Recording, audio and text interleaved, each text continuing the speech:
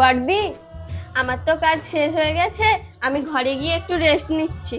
ও মা সকালে বলছিল মার পেটটা খারাপ করেছে, দেখো তোমাকে দিয়ে আবার কোনো কাজ করায় নাকি। আমি আসছি। বড় বৌমা, বড় বৌমা। মা আমাকে ডাকছেন? বলছি যে আজকের আমার পেটটা ভালো নেই, রুটি তরকারি বানাতে হবে না, হালকা করে কিছু একটা বানিয়ে দাও। দেখেছেন আপনি এখন কটা বাজে? এমনিতেই তো আমি রুটি তরকারি বানিয়ে ফেলেছি, এখন রুটি তরকারি খেয়ে নিন, কাল আমি অন্য কিছু বানিয়ে দেবো। দেখেছো বড় বৌমা আমার সাথে কিভাবে কথা বলছে? এটা কি কথা বলার ধরন? কি হয়েছে মা, আপনি রাগ করছেন কেন? আপনি আমাকে বলতেন, আমি বানিয়ে দিতাম। আপনি তো জানেন দিদি কিরকম। দেখুন মা, আজকে তো রুটি তরকারি রান্না করা হয়ে গেছে, আমি আপনার জন্য কালকে ভালো কিছু রান্না করে দেবো। বাহ ছোট বৌমা, তুমি কত ভালো, তোমার মতন যদি বড় বৌমাটা হতো কত ভালো হতো।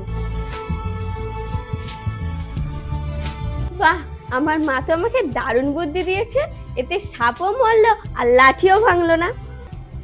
হ্যালো মা, তুমি তো আমাকে দারুণ বুদ্ধি দিয়েছো। আমি তো দুজনের সাথে হেসে গেলে কথা বলছি, আর দুজনের কাছেই ভালো।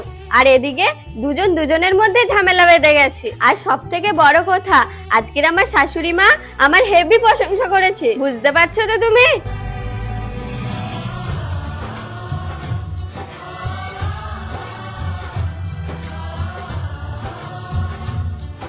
শোনো কবিতা, তোমাকে একটা কথা বলি, যে জোরে জোরে সবসময় কথা বলে সে যে সবসময় খারাপ তা কিন্তু নয়। যে মিষ্টি করে কথা বলে সেও কিন্তু খারাপ হতে পারে। কেন, কি হয়েছে? তুমি এভাবে বলছো কেন? সেটা তুমি সময় আসলে বুঝতে পারবে। বড় বৌমা যেটা বলার তোমাকে সেটা বলে গেছে, কারণ ছোট বৌমা বড় বৌমাকে উস্কে দিয়েছিল। আর তুমি যে ছোট বৌমার জন্য প্রশংসা করছিলে এত সময়, সেই ছোট বৌমা বাইরে গিয়ে তার মা বাবার কাছে ফোন করে আমাদের নামে বদনাম করছে। তার মানে তুমি কি বলতে চাইছো? মনে রেখো, যে সবসময় উঁচু গলায় সবার মুখের উপরে কথা বলে সে সবসময় খারাপ হয় না, যে বরং মিষ্টি সুরে কথা বলে সেই কিন্তু খারাপ হয়। তার মানে ছোট বৌমা আমার সাথে অভিনয় করছিল?